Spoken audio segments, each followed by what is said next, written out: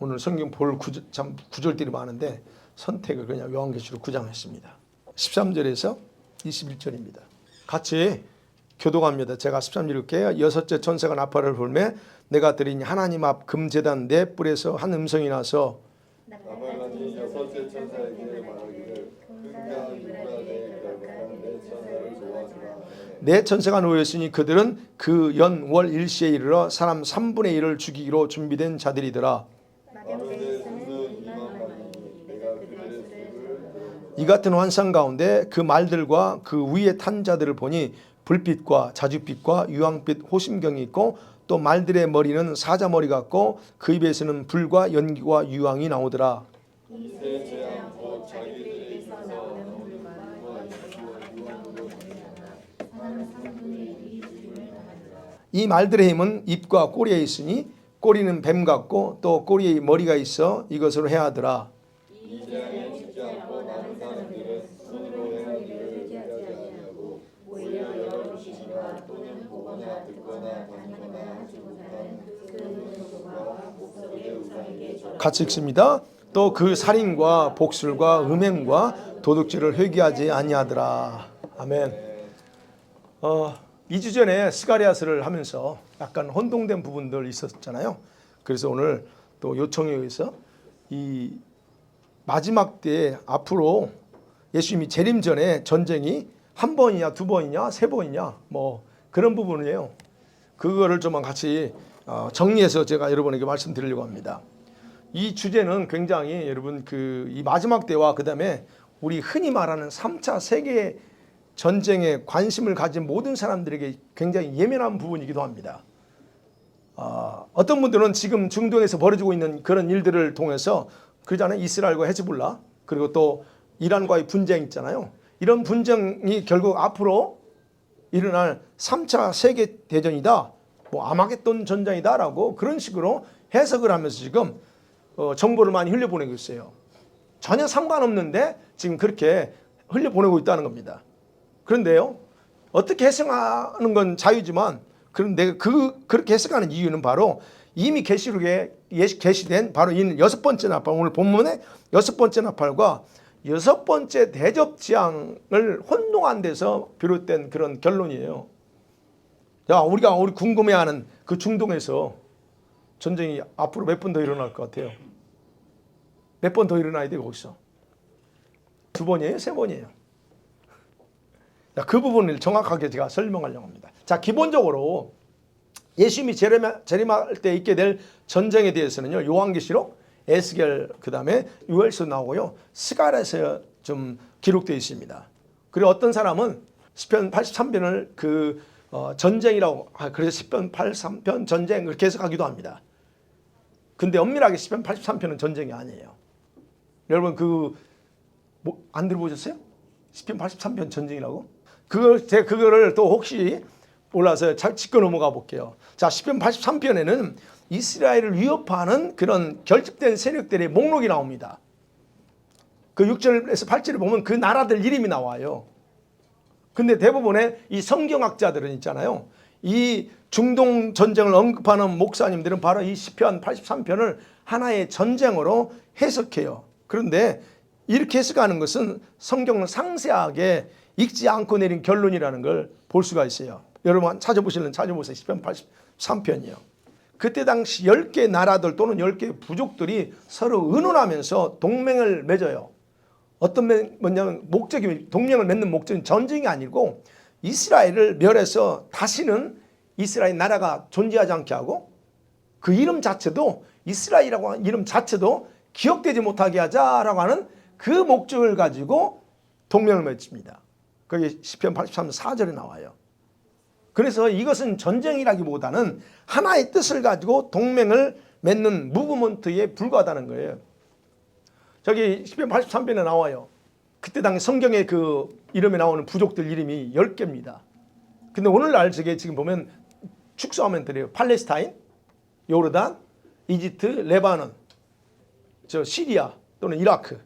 여기에 이제 학자들은 이스마엘이라고 나와요. 근데 이스마엘을 사우디아라비아라고 해석합니다.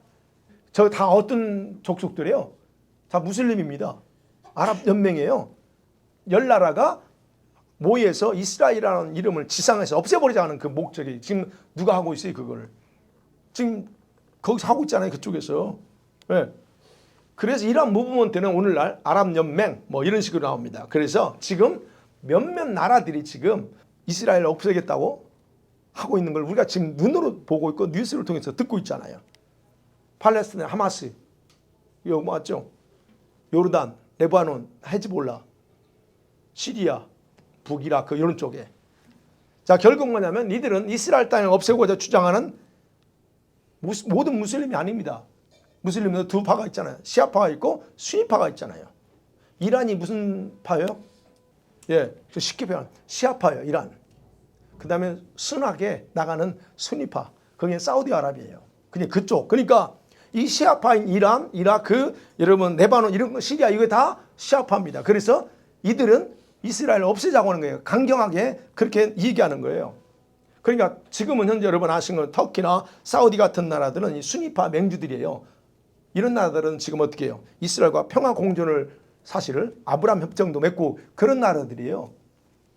그렇기 때문에 여러분 시아파의 일부 국가들을 중심으로 지금도 저렇게 저쪽에서 지금 일어나고 있는 일들은 결국 앞으로 있게 될 그 중동 전쟁에서 도화선의 역할을 할 뿐이다라고 하는 거예요.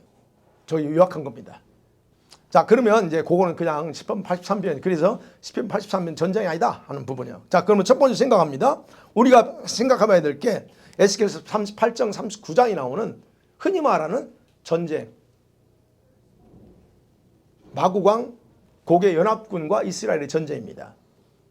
여러분, 이 전쟁에 대해서 에스겔 38장과 39장에 상세하게 기록됐는데 38장 이 시작을 보면 마곡 땅이라는 곳에 존재했던 로스, 그 다음에 메섹과 두발을 통치했던 왕의 이름이 곡이에요. 마곡이라는 것은 어떤 땅 그 지역 이름이고 곡은 그날을 통치했던 왕의 이름입니다. 그래서 그 곡을 불러내서 이스라엘을 침략하게 한다는 내용이 지금 에스겔서 38장 1절, 2절 쭉 나옵니다. 그래서 이 38장을 요약하면요. 간단해요. 그것도 요약하면. 전쟁의 목적이 있고 참가 국가들이 나와 거기에. 상세하게 기록되어 있습니다. 그게 1절에서 6절 나와요. 에스겔서 38장 8절 한번 보세요. 시작. 여러 날 후 이스라엘 산에 이르니 그 땅 백성은 칼을 벗어나서 여러 나라에서 모여 들어오며 이방에서 나와 가만히 거주하는 중이라. 자, 이 곡이라고 하는 왕을 마곡 땅을 통치했던 곡이라고 하는 왕을 하나님 불러내요. 그래서 어디를 하냐? 바로 저렇게 편안하게 살고 있는 그 이스라엘 땅을 침략하게 한다는 거예요. 자, 그러면 이걸 정리해봐요. 그래서 그 국가들이 나오는데 이 전쟁에 참여하는 국가들 이름이요. 또 이제 거기서는 보면 로스, 메섹, 뭐 이 두발 이거를 보통 다 그쪽 지역이 어딘지 정확하게 모릅니다. 이거를 러시아라고 대부분 다 해석해요. 그다음에 바사가 나와요. 바사 이거는 아는 것처럼 퍼시아죠. 여기는 다 어디예요? 이 퍼시아 계통의 나라들 족속들이 어디 있냐면 이라크, 아프가니스탄하고 이란이에요. 여기에 다 퍼시아. 예, 그 계통의 혼혈들이 살고 있는 나라. 그래서 이제 이거를 해석할 때 이제 저렇게 이제 붙입니다. 그래서 저도 그냥 그 따라서 했어요. 그 다음에 이게 구스가 나와요. 성경에 구스, 마곡, 바사, 구스는 이디오피아죠. 그 족속들이 수단도 같이 섞여 살고 있어서 이제 수단도 여기다 포함시킵니다. 그 다음에 붓이라고 하나요? 영어는 붓입니다. 여기 나온 건 리비아예요. 붓의 후손들이 튀니지아에 살고 있고 알제리, 모로코에 살아요. 그래서 그냥 거기다 다 붓을 그다 집어넣기도 합니다. 그러나 뭐 그들이 옳지 않은지 그건 모르지만 그렇다는 그 다음에 고멜이라고 하는 족속이 나와요. 고멜은 성경에 보면 그 독일이라고 해석합니다. 모든 학자들이 다 독일. 그 다음에 이제 돌갈마라고 하는 게 돌갈마. 그 돌갈마가 어디냐? 터키하고 바로 위에 아르메니아 이쪽 에어리를 돌갈마다 그렇게 말합니다. 자, 그러면 이런 연합군이 이스라엘을 침략하는 목적이 정확합니다. 그냥 오는 게 아니에요. 정확한 목적을 가지고 있어요. 그게 10절에 13절에 기록되어 있습니다. 어떤 목적일까요? 다른 게 아니에요. 이스라엘이 보유한 재물을 약탈하기 위해서 온다. 그렇게 기록되어 있어요. 그래서 그들이 들어와요. 그러면 이것을 우리는 그들의 입장에서는 재물을 약탈해요. 그런데 이거를 하나님의 입장에서 하나님 편에서 보면요. 그것은 이스라엘을 치게 하나님이 하셔요. 그들을 불러온단 말이에요. 이건 하나님이 불러와요. 그래서 이스라엘 치게 하는 건 뭐냐? 하나님의 입장에서는 자신의 거룩한 이름을 나타내고 하나님의 하나님됨을 공격하는 족속들, 나라들에게 보여주기 위해서 나라고 성경에 분명히 14절에 16절에 그렇게 기록되어 있어요. 하나님의 목적이 딱 있다는 겁니다. 그리고 17절부터 23절까지는 그 침략한 마곡의 그런 연합군을 하나님이 어떻게 그들을 심판해서 다 죽이는가 그 방법들이 나옵니다. 자, 그런데 여기서 중요한 이슈는 그거예요. 마곡 땅, 여기가 현대 어느 나라를 가리키느냐는 겁니다. 대부분 여기를 아까 말한 러시아라고 그래요. 러시아. 마곡이라고 하는 이름을 처음 언급한 곳이 창세기 10장에 나옵니다. 예, 마곡은요, 노아의 셋째 아들, 야벳의 후손이에요. 야벳의 후손. 근데 그 야벳의 후손이 14개 족속이 있는데 그걸 보세요. 창세기 20장 2절에 4절 한번 보여주세요. 시작. 야벳의 아들은 마곡과 마대와 야한과 두발과 메섹과 디르스요. 고멜의 아들은 아스그나스와 리밧과 도갈마요. 야완의 아들은 엘리사와 다시스와 기띔과 도다님이라. 자, 거기서 보면 2절에 보니 고멜, 여기 마곡, 그 다음에 두발, 메섹이라는 단어가, 그 다음에 이제 도갈마 나옵니다. 그 야벳 아들들이 7명인데 그 7명 중에서 4명 고멜, 마곡, 두발, 메섹이 이 야벳 후손들이에요. 그럼 이 후손들이 어디서 살았냐는 겁니다. 유럽 지역이에요. 그 유럽 쪽 위에서 살았습니다. 여기서 그래서 이제 나오는 것처럼 마곡, 두발 또는 야벳, 메섹은 어디냐? 이건 성경에 나온 이름이잖아요. 근데 여기 38장에 보면 로스라고 하는 단어가 나와요. 하나. 38장에 로스. 여러분 로스라고 하는 단어는 여기 이름 안 나와요. 저 후손 사람의 이름이 아니에요. 그래서 학자들이 해석하기를 로스라고 하는 단어는 여기 처음 등장하는데 이게 뭘까? 히브리 단어를 풀어봐요. 히브리어로 로스라고 하는 단어는 최고의 우두머리라는 거예요.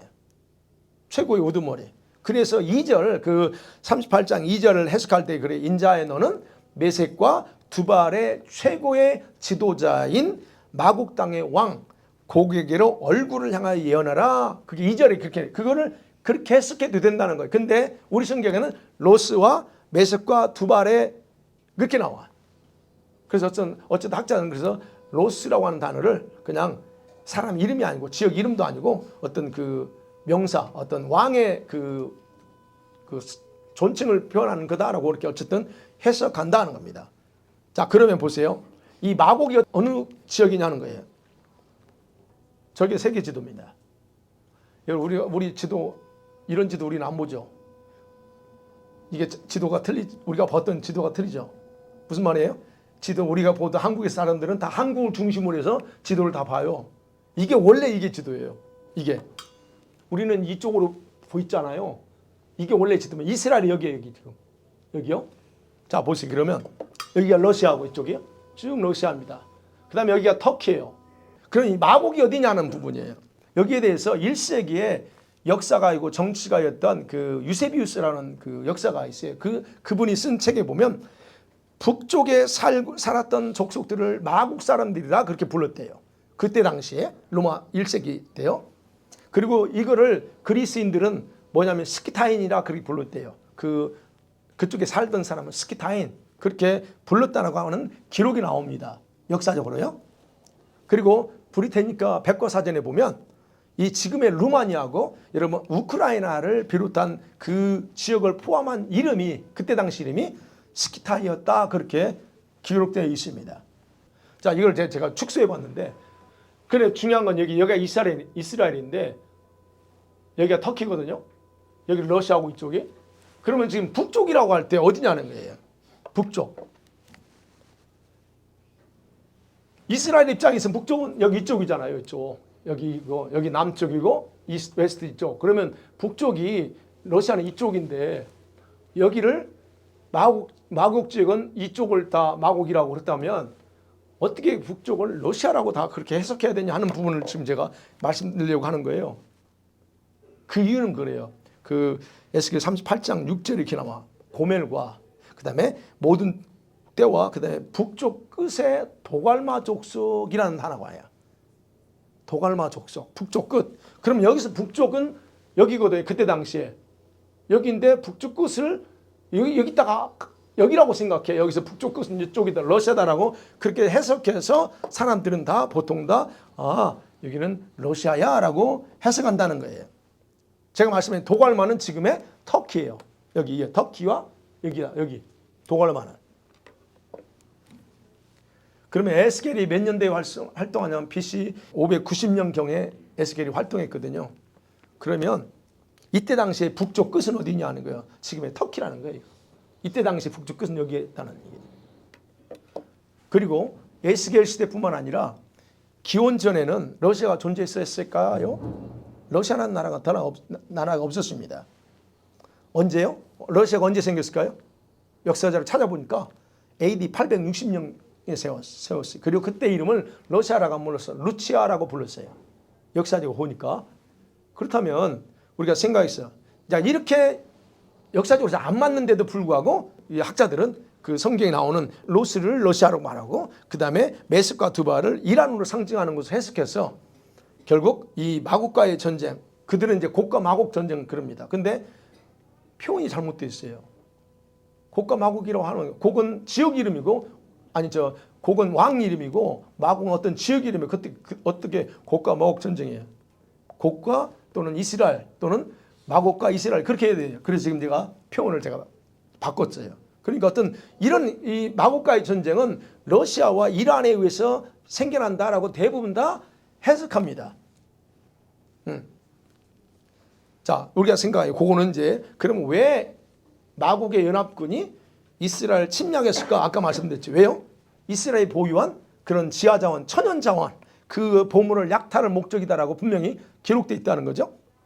자, 여러분 아신 것처럼 정보를 들었죠. 이스라엘 현재 어떤 보물을 발견했나요? 이스라엘 앞바다에 뭐가 있어요? 세계 최대의 가스가 거기서 발견됐습니다. 지금 그래서 개발 중에 있어요. 그뿐만 아니죠. 그 데드시 사이에는 어마어마한 미네랄, 어마어마한 이 지하자원이라고 해야 돼. 뭐라 해야 돼? 이게 많아요. 그 다음에 더 나가서는 이스라엘 땅 밑에 사우디를 능가하는 대규모의 유전이 있다라고 그렇게 알려져 있어요.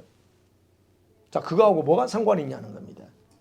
자, 도갈마 족속, 즉 터키와 그 이쪽 유럽을 우리가 어째서 조금 더 확장해서 이쪽을 생각한다면요. 이런 사람들이 왜 여기를 이스라엘을 침략하느냐는 거예요. 우리가 아는 것처럼 여러분, 유럽은 러시아로부터 가스 공급받잖아요. 이번에 그 우크라이나 전쟁하면서 다 폭파시키고 얼마나 어려웠습니까? 그런데 설령 다시 파이프를 연결해서 한다 할지라도 매장량은 한계가 있다는 거예요. 한계가 있어가지고 가스는 103년 정도면 끝난대요. 그게 이제 그 통계 나온 거예요. 제가 그걸 말씀드려요. 103년 석유가 있는데 그 원유는 59년이면 완전히 고갈된다라고 그렇게 학자들 얘기합니다. 그래서 앞으로 이용 가능한 그 러시아로부터 쓸 수 있는 가스나 이런 거는 결국은 50년, 석유는 한 35년이면 다 끝난다는 거예요. 그러면 이것에서 제가 이제 추측한 거예요.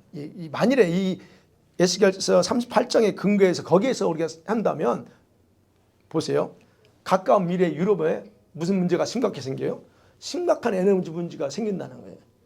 그렇게 되면 에너지가 절실하게 필요한 국가 중에서 도갈마 후손인 터키, 페르시아 후손인 이란이 작심하고 에너지 확보를 위해서 군사작전을 나설 가능성이 있다.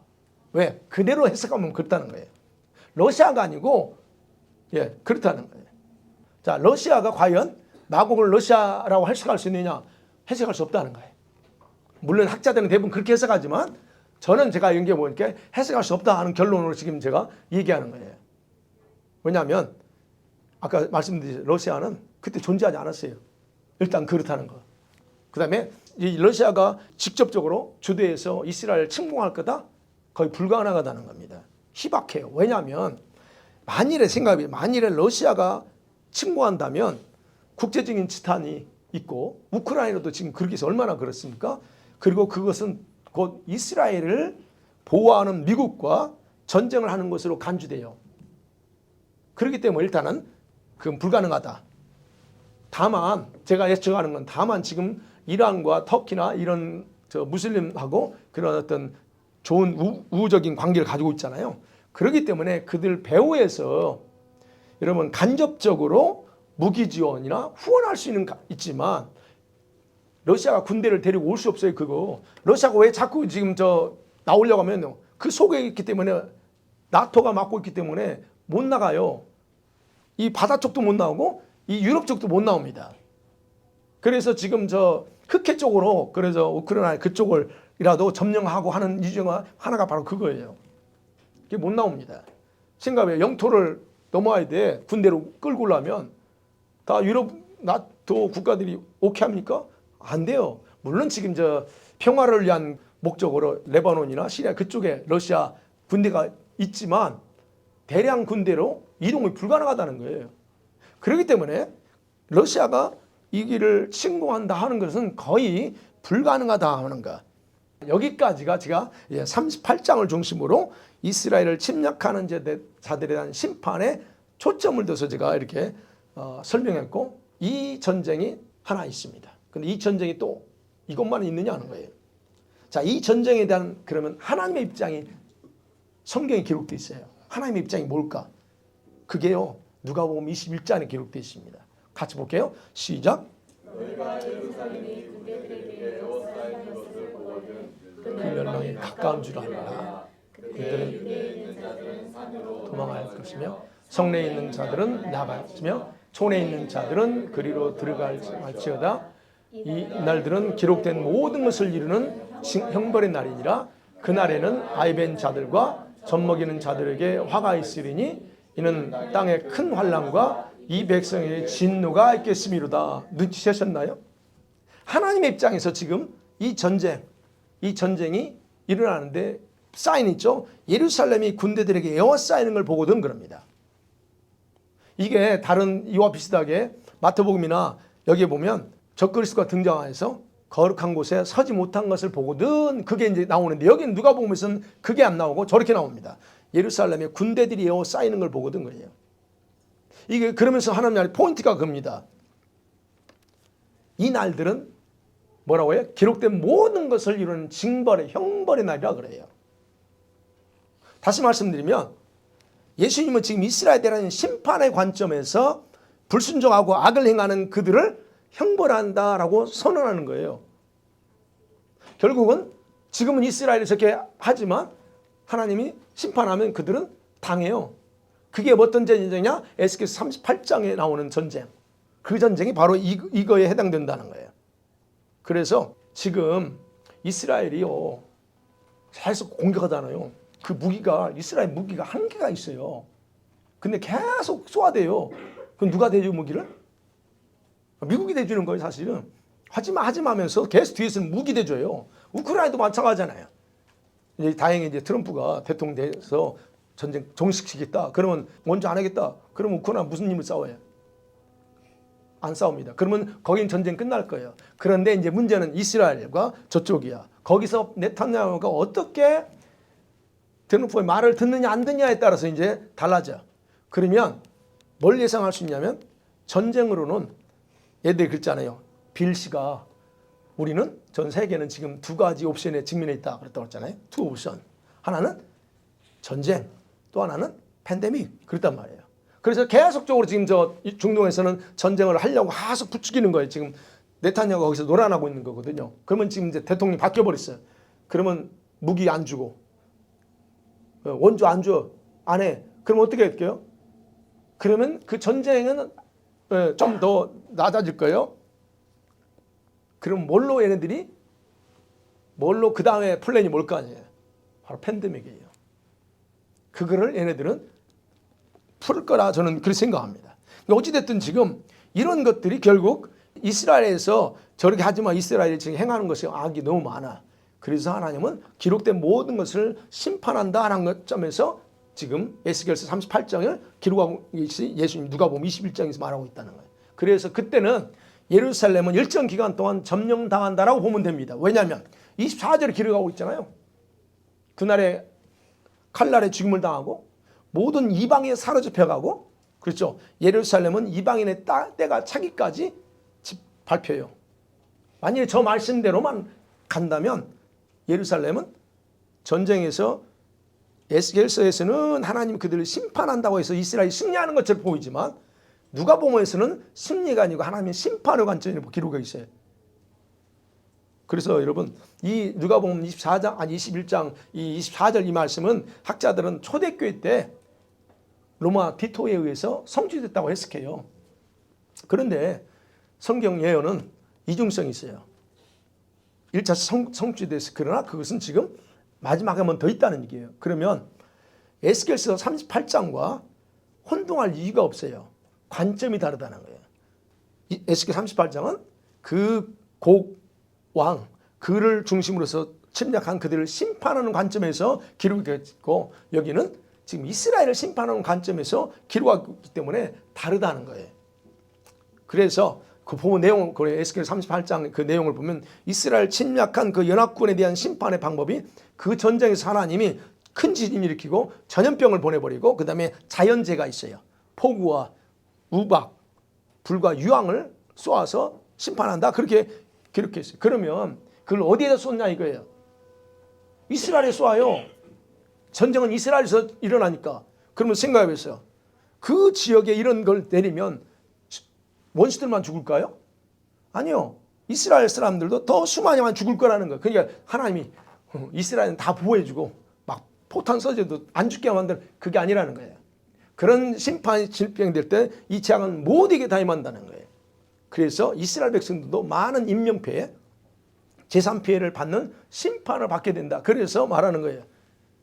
이방인의 때가 차기까지 일정 기간 동안 그런 일을 당한다는 거예요. 그때 이 전쟁에 참여하는 군대 수가 성경에 기록되어 있습니다. 몇 명? 2억. 이게 어디 나와요? 오늘 저 계시록 9장에 나오는 거예요. 2억이 군대가 뭐예요? 그리고 거기서 3분의 1이 죽어. 다 죽지는 않습니다. 3분의 1이 죽습니다. 이때를 여러분 예레미야 3장 7절에 보면 이런 말씀이 있어요. 시작. 슬프다 그날이여 비할 데 없이 크니 이는 야곱의 환난의 때가 되미로다. 많은 그가 환난에서 구하려 됨이라. 보세요. 여기 봅니다. 슬프다 그래요. 그래서 대부분 다 그 이스라엘이 당할 환난을 야곱의 환난이라 그렇게 기록해요. 야곱의 환난. 이스라엘 관점에서 기록한 거죠. 자, 그러면 이와 비슷하게 이 전쟁과 관련된 비슷하게요. 성경의 스가랴 12장에 이 동일한 같은 전쟁이 나옵니다. 12장에 보면 12장 2절 3절 볼게요. 시작. 보라 내가 예루살렘으로 그 사면 국민에게 혼치게 하는 잔이 되게 할 것이라. 예루살렘의 여호사일 때에 유다에까지 미치리라. 그날에는 내가 예루살렘으로 모든 국민에게 무거운 돌이 되게 하리니 무릇 그것을 드는 자는 크게 상할 것이라. 천하 만국이 그것을 드는 자는 크게 상할 것. 스가랴 12장에 보면 그래요. 예루살렘 뭘로 취하게 만드는 잔이 되게 한다는 거예요. 예루살렘. 그래서 사람들이 예루살렘 몰려와. 그래 지금 왜 자꾸 그쪽에서 그 이스라엘을 못 살게 구냐고요. 성경 기록되어 있어요. 바로 이 스가랴 2장에서 나오는 그 전쟁이 바로 개인적으로는 바로 에스겔서 38장과 같은 전쟁이다라고 저는 해석합니다. 자, 이 전쟁을 통해서 이스라엘은 민족적인 회개와 깨어나기 시작해요. 그게 이제 스가랴 12장이 기록됩니다. 민족적으로 깨어납니다.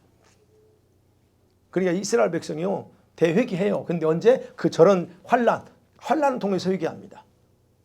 잘 나갈 때 회개하나요?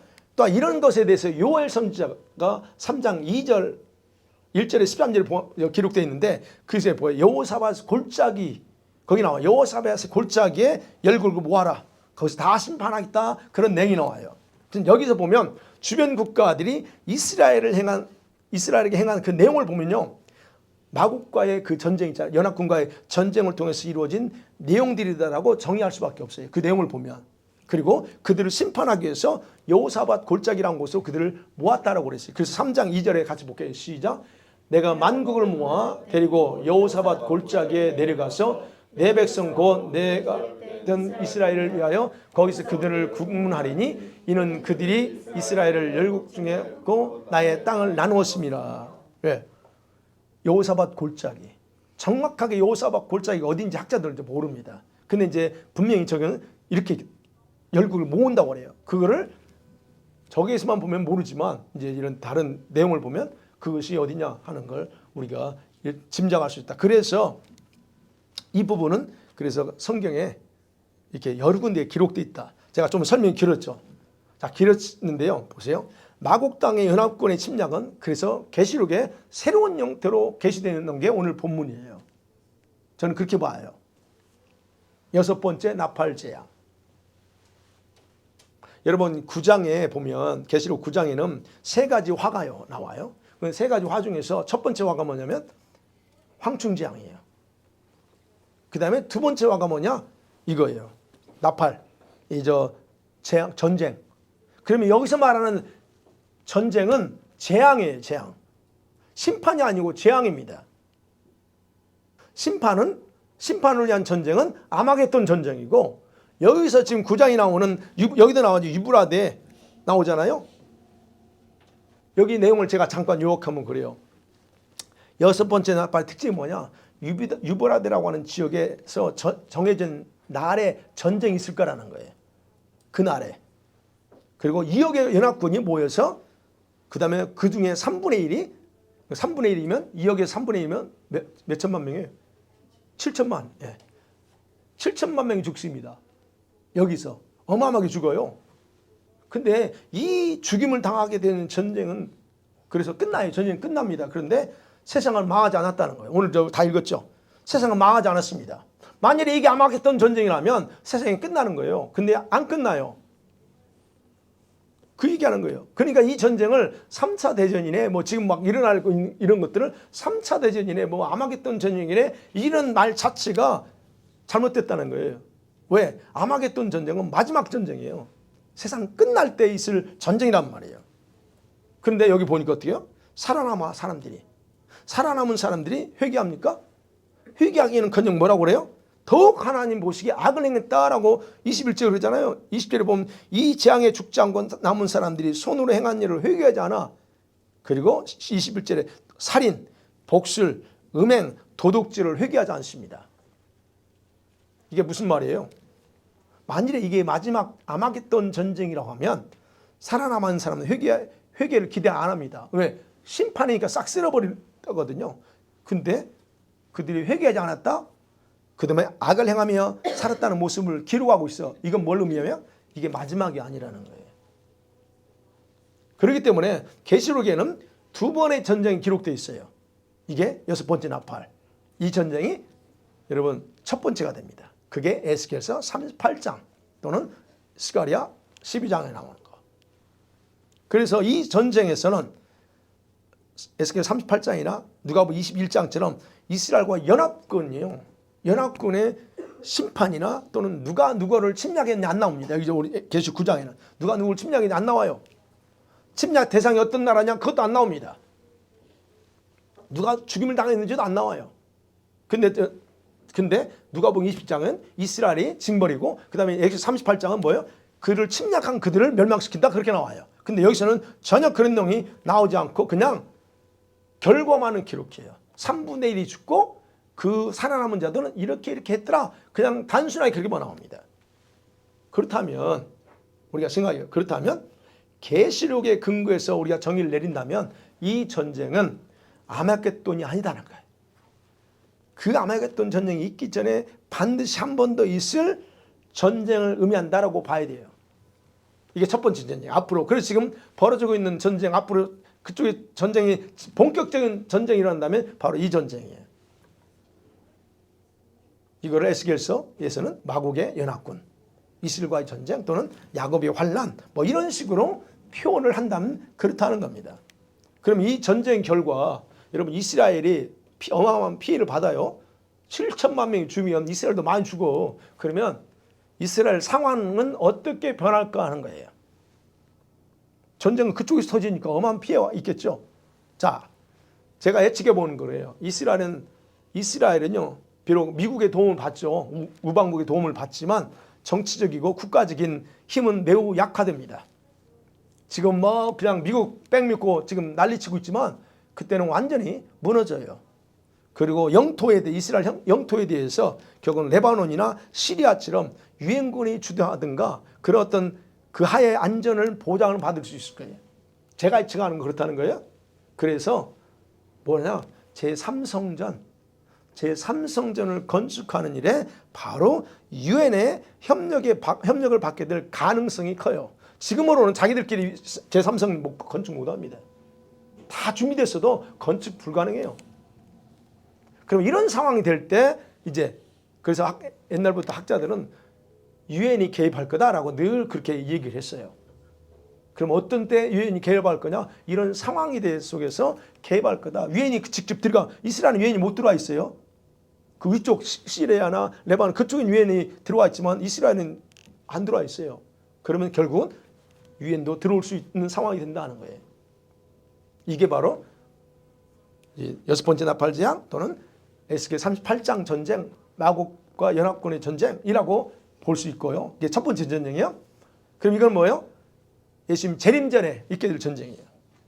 그러면 그 다음에 이제 이 전쟁이 여기만 나오는 게 아니죠. 16장에 보면 여러분 아마겟돈에서 있을 하나님의 큰 나라에 있을 전쟁이다라고 그렇게 기록됩니다. 계시록 16장에. 그래서 계시록에 근거해서 제가 정리해 보면요. 첫 번째 전쟁이 끝납니다. 이 전쟁이요. 에스겔 38장 전쟁이 끝나면 이스라엘과 세상에서 일어날 일들을 순서적으로 계시록이 나와요. 그걸 요약해 보면 세 가지예요. 첫 번째 전쟁이 일어난 이후에 일어날 사건들이요. 혼란한 이스라엘 두 중인이 활동합니다. 이제 이 두 중이 들어가야 되는데 언제 들어가냐는 거예요. 두 중이 들어가요. 계시록에 보면. 그때요. 일어납니다. 그 다음에 두 번째 거짓 평화 조약 체결하고 제3성전이 건축될 이게 가능성이 큽니다. 이때. 그러니까 지금 지금 막 분쟁이 있는 걸 평화 조약 이것만을 우리가 거짓 평화 조약이라고 말할 수 없어요. 진짜 평화 조약은 그거 아니에요. 보면 그럴 수 있다는 거예요. 그 다음에 세 번째는 뭐냐? 적그리스도가 등장하고 통치가 시작합니다. 이 전쟁 이후에 생각해 보세요. 세상은 이때 어떻게 되냐? 적그리스도 통치 아래서 역사 이래 최악의 그런 시즌을 보내야 돼요. 그게 이제 계시록에서 나오는 거예요. 그러면 적그리스도의 통치 시대는 하나님은 사라져요. 그냥 어제도 여기에서 남아서 할 거냐는 거예요. 우리 가야지. 그러면 여기에서 보세요. 하나님은 사라지고 사단이 최고의 신으로 등극해요. 그래서 사람들에게 경배받는 때가 바로 이 3년 6개월 기간이에요. 그래서 16장에 나오는 7대 재앙은 누구한테 쏟아져요? 적그리스도가 통치하는 기간에 쏟아지는 게 7대접이에요. 그러면 그 대접이 쏟아지는 과정에서 여섯 번째가 되면 16장 12절부터 여섯 번째가 되면 적그리스도의 통치의 마지막 시점이에요. 이 쏟아질 때 마지막 시점.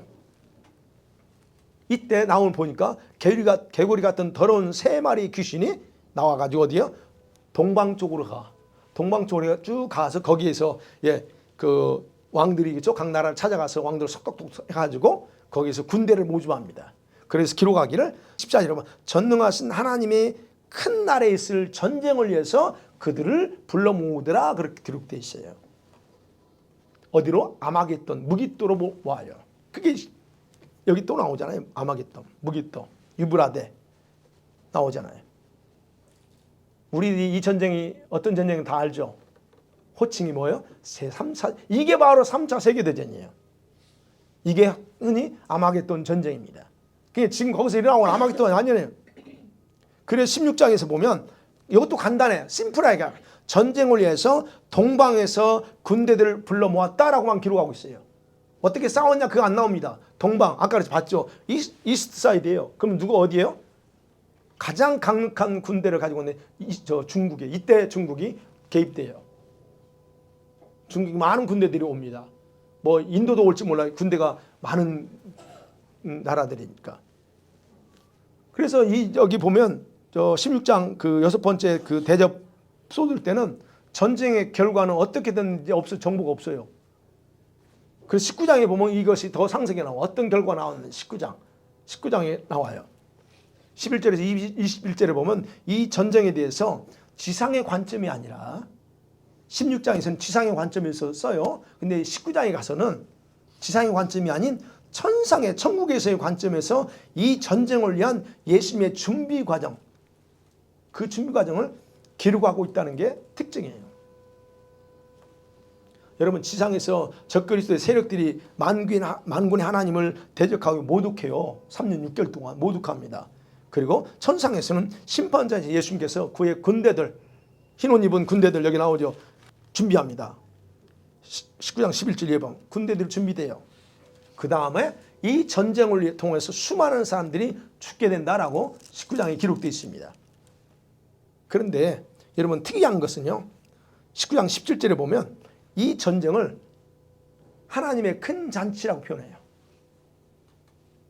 수많은 사람이 죽어요. 그런데 말하기를 하나님의 큰 잔치다 그래요.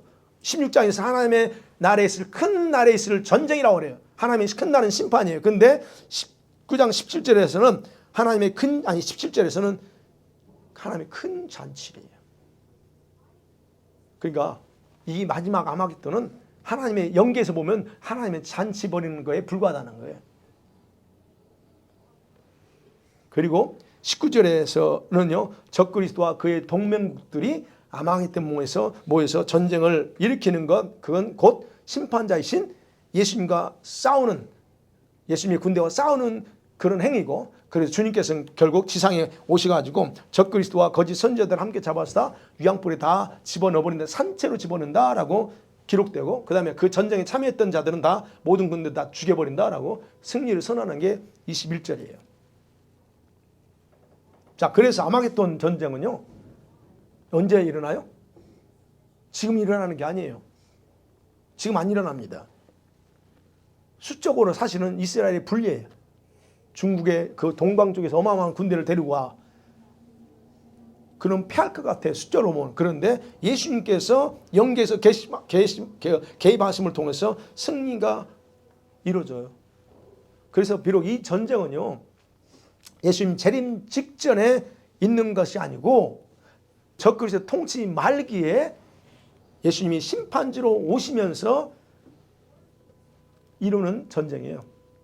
그게 아마겟돈이에요. 그래서 스가랴 14장 지난 봤죠. 스가랴 10장에 어디 예수님이 강림하시나요? 감람산에 강림하셔서 세상을 쫙 심판하십니다. 그리고 새로 세상을 리뉴어해요. 재창조하셔가지고 천년왕국이 시작되는 게 그게 14장이에요. 자, 그럼 하지만 더 생각해야죠. 천년왕국 후에 있을 전쟁이 기록되어 있습니다. 20장 7절에 10절을 보면.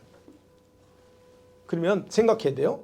지난번에 말씀드렸는데 천년왕국 후에 사탄이 잠깐 놓여요. 그렇게 기록되어 있잖아요. 놓여가지고 땅의 사방 백성들을 미혹한다 그래요. 다 미혹해서 그들을 중심으로 해서 넓은 땅으로 올라온다. 여기 지금 보면 그래요. 좀 우리가 상세히 봐야 되는 게 그거예요.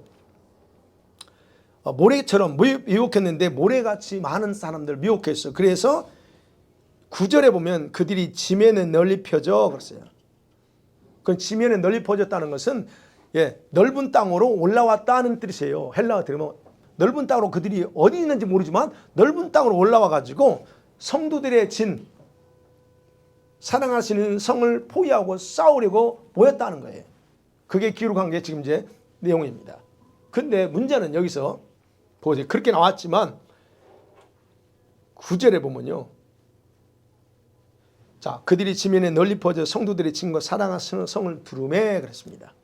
여기는 안 나왔어. 한국말로 번역이 안 됐어. 그렇게 했다가 거기에 헬라어에 그러나 그래요. 올라왔어. 그러나 뭐예요? 그 다음에 그러나 하늘에서 불이 내려와 그들 다 태워주겠다 그런 말합니다. 불살라버립니다. 그리고 이제 또 나오죠. 그때 사람들을 미혹했던 마귀를 잡아가지고 적그리스도와 거짓 선지자가 고통받고 있는 그 유양불못에 던져버림으로 결국 이제는 세상에서는 어떤 사단과 그의 졸개들을 볼 수 없게 만들었다 그럽니다.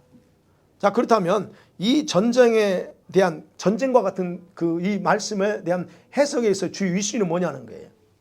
정말 실제 주님께서 천년왕국에서 치르는 물리적인 전쟁일까? 아니면 단지 지금 사단이 또 사람들을 충동질해 가지고 전쟁을 하려고 했지만 주님께서 곧바로 그들을 멸하신 것일까 하는 거예요. 학자들은요, 여기서 또 이제 혼동합니다. 여러분이 많이 들었던 단어가 두 단어 나오죠. 에스겔 38장에서 봤던 뭐가요? 곡과 마곡이라는 단어가 또 나와요, 여기. 네. 그래서 에스겔서도 나왔잖아요. 그래서 많은 학사들이 이거를 그들이 말하는 곡과 마곡 전쟁이라고 그래요. 왜? 여기 또 나오잖아요. 그런데 여러분 이 구절을 정확하게 이해하지 못하니까 그렇게 말을 해요. 자, 여기서 보세요. 곡과 마곡은 실제적인 나라와 특별한 왕을 가리키는 게 아니에요. 정확하게 하세요. 뭐라고 표현되어 있어요? 8절 찾았죠? 8절 한번 읽어봐요. 계시록 20장 8절 시작. 나와서 땅의 사방 백성 곧 곡과 마곡을 미혹하고 모아 싸움을 붙이리니 그 수가 바다의 모래 같으니라. 저기 분명히 말했죠. 땅의 사방 백성 곧 뭐라고요? 곡과 마곡을 그렇죠. 미혹했다 그럽니다. 이게 무슨 의미예요? 곡과 마곡은 땅의 사방 백성을 의미하는 상징적인 단어로 쓰고 있다는 얘기예요. 에스겔 38장에 뭐예요? 어떤 지역, 마곡 땅. 근데 거기에 다시는 왕 이름이 곡이었어요. 근데 여기서는 그래요? 땅의 모든 백성이래요. 그게 뭐예요? 상징적인 의미라는 거예요. 그 단어, 그 쓰임이. 그 다음에 이거에 근거 보면요. 이제 제가 이걸 하면서 아직 그거는 제가 안 했지만 에스겔 38장에 그거를 곡과 마곡 여기를 한 거를 러시아라고 해석할 수 없는 것 중에 하나가 그거예요. 어찌됐든 우리가 그걸 봐야 된다. 그래서 이 전쟁을 에스겔 38장과 동일한 전쟁이다라고 해석하는 건 무리 있어요. 근데 이거를 생각 안 하고 다들 이렇게 생각한다. 그러면 봐야죠. 이것이 정말 일어날 전쟁이라고 해석해야 되는가 하는 거예요. 자, 그러면 특징 봐요. 어떻게 해석해야 될까? 여러분 천년왕국의 특징이 뭘까요? 이거 생각해봐요. 천년왕국. 우리가 다 천년왕국 들어갈 거예요? 그럼 천년왕국의 특징이 뭐예요? 누가 거기서 들어가 살아요? 거기서 누가 왕 노릇해요? 예, 부활하신 예수님이 왕이시게요. 그 다음에 첫째 부활에 참여한 우리들 같은 우리가 갈 거죠. 예, 우리 같은 첫째 부활에 참여하는 사람들이 거기서 왕 노릇한다. 제가 옛날에 설명했어요. 그러면 거기서 우리는 뭐 할 거냐는 거예요. 제사장으로서 왕 같은 제사장으로서 여기에 들어와 살고 있는 그런 사람들에게 예배하는 법 이런 걸 다 가르쳐야 된다고. 제가 보면 그래요. 그럼 보세요. 부활체이신 주님께서 왕으로 통치하는 곳이고 그리고 첫째 부활한 우리 같은 제사장이 왕 노릇하는 곳이에요. 그러면서 동시에 육체를 가지고 사는 사람들이 거기 살아요. 같이 살아요. 지난번에 했죠. 어떤 사람들? 이스라엘 남은 자들. 거기서 상륙합니다. 그래서 그렇죠. 그곳에서 구약에 예언된 구약을 이스라엘 백성과 약속된 예언들이 그들을 통해서 그때 성취된다. 그럼 봐요. 그러면 그때 천년왕국에서는 사단이 없어요. 악이 없어요. 그럼 문명이 어느 정도 발달할까? 어느 정도 문명이 발달할 것 같아요. 지금 이제 이 세상 심판하면 모든 다 싹쓸이 해볼 거라고. 그 다시 주님이 리뉴하세요. 재창조하신다고. 그럼 전부 다 새롭게 시작해요. 그러면 문명은 어떨까 할까요? 물론 지금보다 더 발달할 수 있어요. 천년 기간 동안이니까 발달할 수 있습니다. 그러면 지금과 같은 어떤 과학의 발달로 인간이 우성화되지 않을 거라는 거야. 지금은 사람들이 안 죽으려고 트랜스 휴먼 되려고 하려고 그러지도 하고 있잖아요. 그럼 그때 모든 걸 다 AI도 모든 걸 다 초토화되는 없는 상황에서 그때가 어떻게 될까 하는 거예요. 그러면 그곳에는 아셔야 될 건 그것은 죄가 없기 때문에 악한 원수가 없기 때문에 오직 평화만 있어요. 평화만 존재하는 것. 지금처럼 싸우기 위해서 무기를 만들 필요도 없어. 그게 천년왕국이에요. 독사골에 아이들이 손 놓고 얼마나 평화롭게 놀아요. 자, 그런 곳인데 거기에 과연 전쟁이 일어난다고 할 때 도대체 어떤 의미로 받아들일까 하는 거예요. 또 하나는 사단이 미혹하여 미혹받은 자들을 통해서 전쟁을 하려고 하여, 그래서 나오잖아요. 지면을 나와가지고 성도들이 진 사랑하는 성을 둘렀다 그래요. 그러나 여기서 보면 그러나 곧바로 하나님의 불을 통해서 그들을 다 불살라버림으로 통해서 멸망시켰다는 거.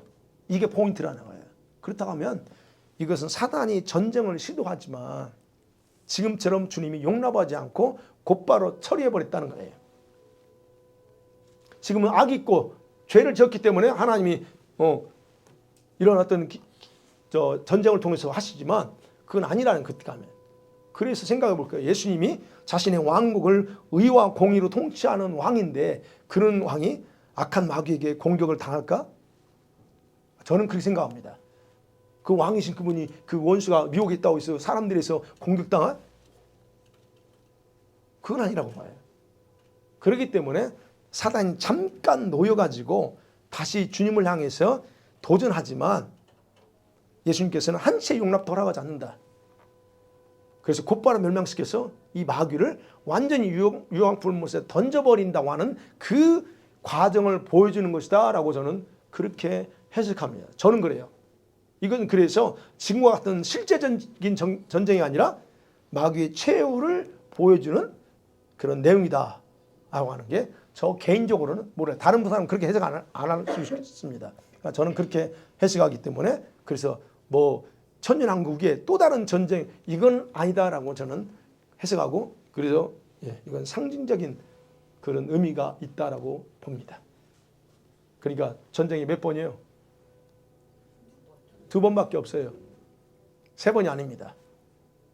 하나는 재림 전에 한 번, 그 다음에 심판주로 이제 세상 심판할 때 오는 전쟁. 정확히 구분하세요.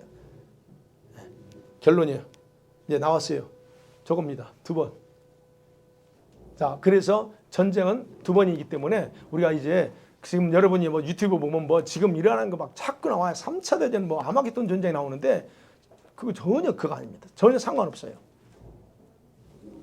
에스겔 38장 전쟁이고 계시록 9장의 6번째 나팔 재앙이에요. 그거는. 그 재앙이니까 누구한테 재앙일까? 그 전쟁에 참여하는 사람 이스라엘이면 대상은 이스라엘이에요. 우리 같은 사람이 해당이 안 돼요. 여기 지금 여기 있는 우리에게는 이 6번째 나팔 재앙은 해당이 안 돼요. 그쪽만 해당되지. 자, 이제는 그런 거다는 걸 여러분 이해가 됐으니까 그래서 스가랴에서 그 나오는 그 부분은 14장은 천년왕국 그리고 그 감람산에 재림하는 건 바로 심판주로 마지막 아마겟돈 전쟁과 함께 임하시는 장이고 12장은 재림 전에 있을 그 전쟁이다라고 이해하시면 돼요.